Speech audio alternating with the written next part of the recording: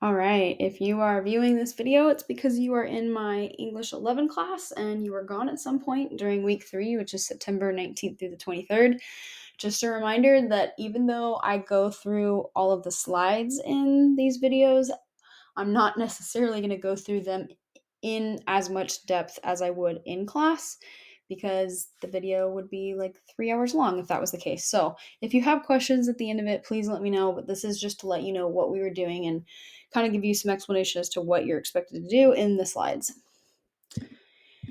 So, speaking of which, this is going to be the basic rubric, the general rubric that I use for Google Slides every week.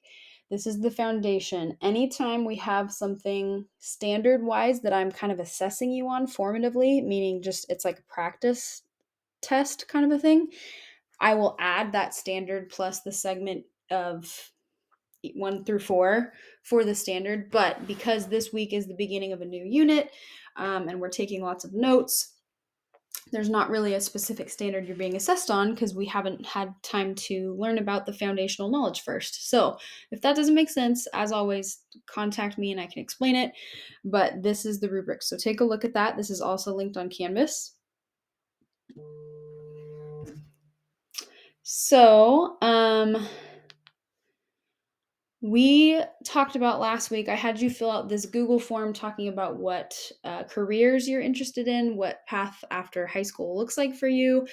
And I only do this with my junior classes because this is your time of life. You are trying to figure out what you want.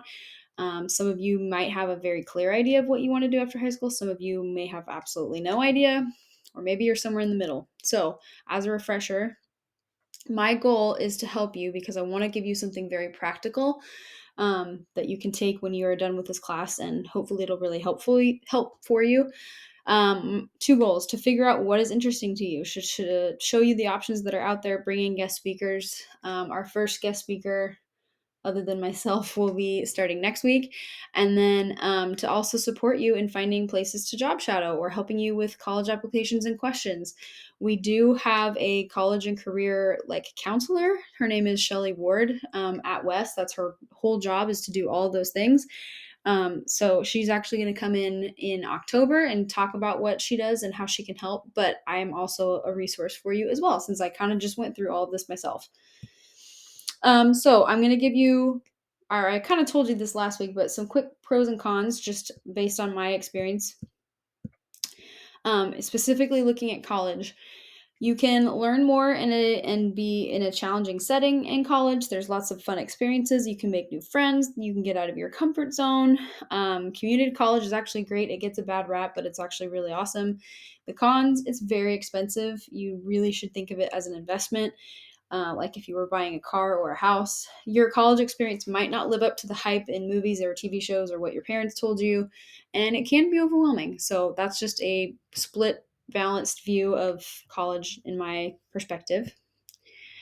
And I want to give you 2 big sister speeches. I call them my big sister speeches because I'm not that much older than you, specifically compared to other teachers in the building. So here's what I want you to consider as we go through this career and college exploration. Your path after high school will not and should not be cookie cutter, meaning it shouldn't look like everybody else's because you are not everybody else. You can and will change your mind, whether that's about what major you want, what you want to do, where you want to live. You're going to change your mind, even if it's in a small way. It might surprise you how long or how quickly it takes you to figure out what you want to do, but I would say be patient no matter if it's quick or if it's very long. Job shadowing, might be the most important point. Job shadowing is the easiest, cheapest, and quickest way to figure out if something is meant for you because you get to really see what it's like day to day. And please don't put too much pressure on yourself. Sometimes that pressure is intrinsic, sometimes it comes from people in our life, but know that you have time to figure things out. You're going to make mistakes, you're going to change your mind, and that is okay. So, a quick story: this is my grandma. She's a very important person in my life. When I was in college, I had a brief moment in time where I was really fascinated by personality tests. I'm not necessarily super obsessed with them like I was at the time, and learning about them and taking them. But at the time I was, and I had a conversation with my grandma, and that conversation really changed everything. She is the one that kind of reminded me slash told me that she really thought she could see me being a teacher, that everything that I love to do, everything that I was good at, everything I was describing to her in the results that I got in this test, she was like, well, I know that's why I said you should be a teacher. I've always thought that. And it was kind of like a light bulb moment for me. And so I would love to kind of give you that light bulb moment if you are feeling a little bit confused and lost. So, what we're going to do is we're going to take a personality test, and it's going to be the exact same one I took in college. And I want to give you another big sister speech before we take it. Number one, think of these as precursors. Personality tests are meant to be a helpful tool for self-reflection. They are not meant to define you, nor should they put you in a box. You are going to grow and change with time, which is a good thing. The first time that I took this test in college, it said that I was way more introverted, and the most recent time I took it, which was last year, said I was way more extroverted. I personally would agree with that. I think I've grown a lot in that area, and that's okay.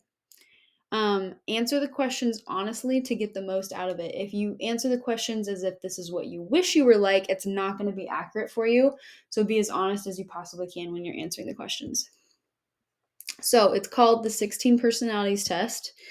It's also called the Myers-Briggs test. So you're going to take the test, you're going to save your results, which just means that it'll give you the option to send it to your school email. So you're going to want to do that. And then you're going to fill out the handout, which is now on the slides, to summarize what you have learned about yourself. So this is the link. It's also on Canvas. These are the 4 categories, and within each category is a different type. So there's 16 total. So you were going to fill this out. You're going to tell me what the code is. The code stands for, every letter stands for something specific. Then there's like a little personality name. And then you're going to kind of summarize what it is all about. And I'll show you examples of what that might look like when you fill it out. Then you're going to go to the strengths and weaknesses section. You're going to jot down a couple strengths, a couple weaknesses, and then first impressions. How accurate are your results? Do you agree with them? Do you disagree in some areas? Kind of describe that. And then you're going to look at the career section because it'll break it down into multiple sections. You're going to tell me what you think. List some of the careers that they put down for you. Do they sound like a good match? Are they kind of surprising?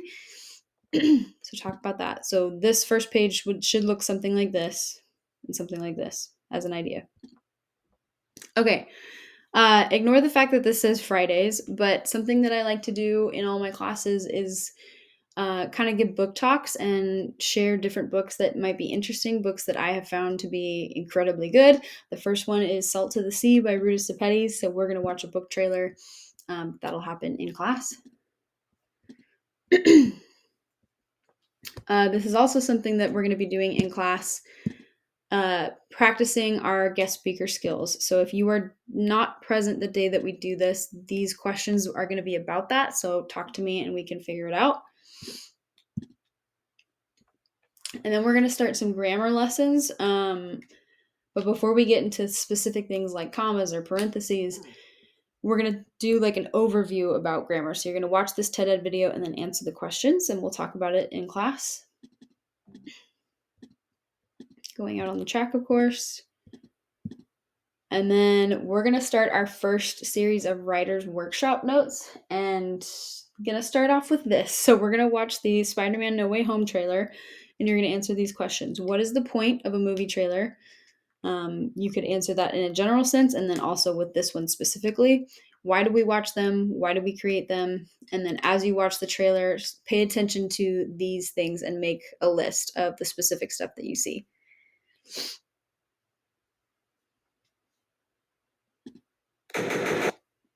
So we're going to start talking about writing and different aspects of it, specifically with essays. And the first thing we're going to talk about is writing a thesis statement. So a thesis statement is essentially the star of the show, but it's also the preview, just like a movie trailer. It's a statement that represents or presents an opinion and on an issue. It directly answers the question or addresses the prompt. It's short and sweet, and it provides direction, which is why we need it. It should go in the last sentence of your introduction. And then I'm not necessarily going to go through and give a lecture on this stuff, but you can look through the slides and read what it says and fill in the blanks on your copy. So this is going to give you an idea of the typical formulaic thesis that you've been given way of writing. Here are some examples. You really don't have to stick to this formula. I know that might be surprising to you, but you can break the rules and experiment with different forms of thesis and structure. So here's an idea. You can pause and look at the screen. Here's another idea.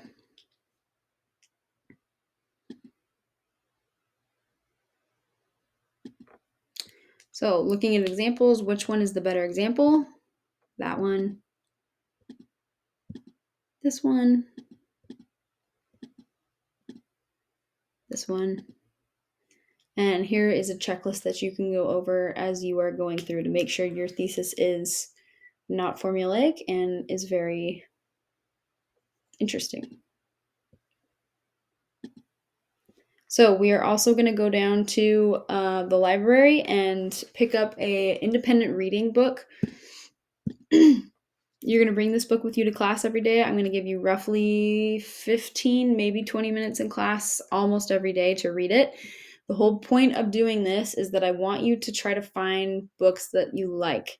That's the number one complaint that I get, the number one thing that students have a hard time with in terms of students who identify as not being readers, quote unquote, is because they don't know what they like to read, or every book they have been given to read they don't like.